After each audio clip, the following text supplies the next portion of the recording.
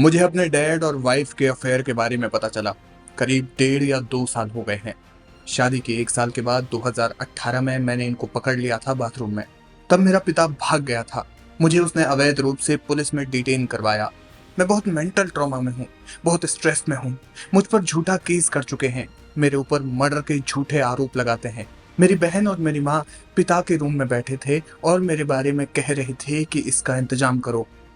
मेरा बाप मुझे ताने मारता है कि तुझसे कोई लड़की आकर्षित भी नहीं होगी, मुझसे होगी। मेरा बाप खुद को प्राउडली बोलता है कि उससे लड़कियां अट्रैक्ट होती हैं।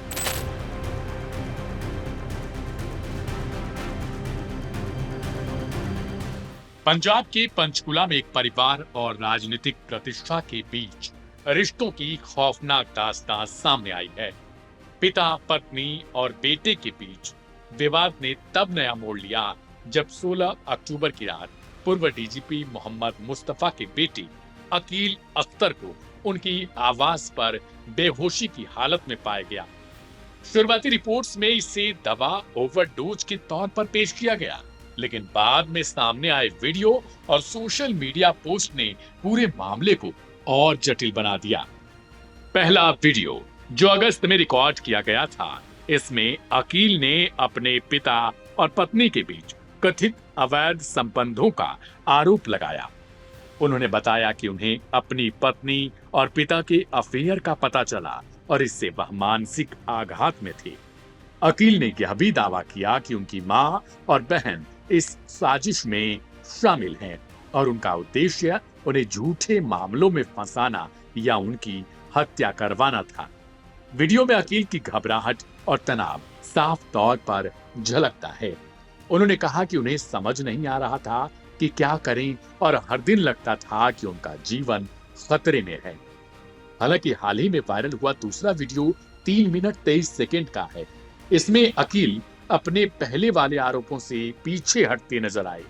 उन्होंने कहा कि तबीयत खराब होने के कारण उन्होंने जो बातें कही थी वे निराधार थीं। अकील ने अपने परिवार की तारीफ की और बताया कि उनके पिता और बहन ने उनका पूरा ख्याल रखा। उन्होंने सीजोफ्रेनिया के बारे में खुलासा किया और कहा कि बीमारी के दौरान उनकी समझ सीमित थी, फिर भी उन्होंने चेतावनी दी। इसके बाद अपने परिवार को अकील ने भला बुरा भी कहा। अकील ने अपने परिवार पर पैसे हड़पने और धमकी देने के भी आरोप लगाए। उन्होंने कहा कि उन्हें बार बार एग्जाम पास करने, सुरक्षा याचिका दायर करने और अपनी बेटी की असली पहचान को लेकर तनाव में रखा गया। उनका आरोप है कि परिवार ने उनकी छवि बचाने के लिए उन्हें पागल साबित करने की कोशिश की।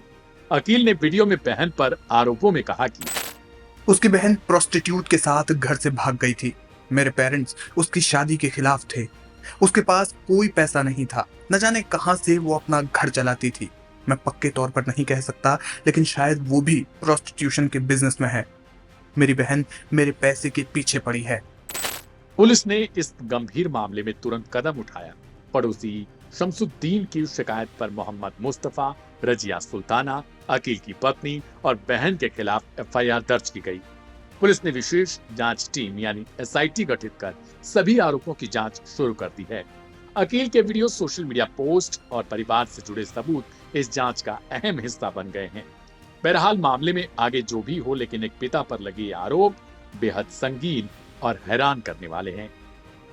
जो आपने बताया, पूर्व डीजीपी मोहम्मद मुस्तफ़ा सर और जो पूर्व मंत्री हैं पंजाब की रजिया सुल्ताना मैडम, उनके बेटे अकील अख्तर, इनकी संदिग्ध हालात में वो मृत अवस्था में पाए गए थे अपने घर पे। घर उनका एमडीसी पंचकुला में है। तो उसी के आधार पर एक कंप्लेंट हमें रिसीव हुई थी और बेसिस दैट कंप्लेंट हमने अब एफआईआर दर्ज की हुई है और वो सेक्शन है मर्डर के और कॉन्स्पिरेसी के। और ये दर्ज की गई है फैमिली मेम्बर्स के अगेंस्ट, जिसमें उनके पिता श्री मोहम्मद मुस्तफ़ा, उनकी माताजी रज़िया सुल्ताना और मृतक की बहन और मृतक की पत्नी, उनके अगेंस्ट की गई है। कंप्लेनेंट के द्वारा अपनी जो एलिगेशंस हैं फाउल प्ले, जिस बेसिस पर उनको लग रहा है, जो आशंका उनके जताई गई है।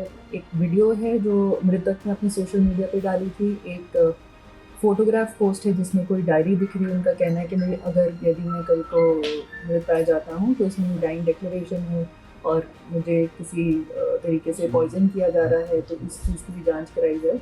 तो उन सभी को हमने अपनी इन्वेस्टिगेशन में शामिल कर लिया गया है, और ताकि इस मामले की संजीदगी को देखते हुए इस मामले में एकदम पारदर्शिता से और एकदम फेयर इन्वेस्टिगेशन हो, उसके लिए हमने तुरंत एक एसीपी रैंक ऑफिसर के अंदर एसआईटी भी गठित कर दी है, और पूरा प्रॉपर साइंटिफिक एविडेंस के बेसिस पर चाहे वो वीडियोज़ जेन्युइन है या नहीं, विसरा सैंपल्स की जो रिपोर्ट्स हैं उसमें कुछ पॉइजनिंग आता है या क्या कॉज ऑफ डेथ रहा, उस बेसिस पर हम इन्वेस्टिगेशन करें। विसरा सैंपल्स आर अंडर एनालिसिस, तो उनकी रिपोर्ट जब भी आएगी तो कॉज ऑफ डेथ उससे सर्टेन किया जाएगा।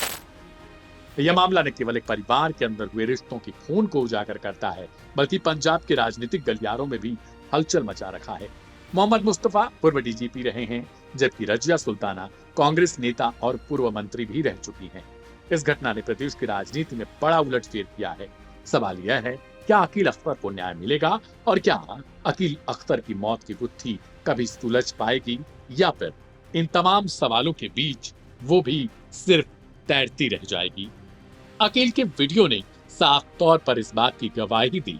हालांकि जब उनका दूसरा वीडियो भी आया, तब ये सवाल खड़ा होने लगा कि आखिर अकील की बातों में कितना दम है। कुछ लोगों का कहना है कि अकील को बाद में दबाव में लिया गया होगा, जिसके कारण अकील ने महज 3 मिनट 23 सेकंड का दूसरा वीडियो बनाया होगा।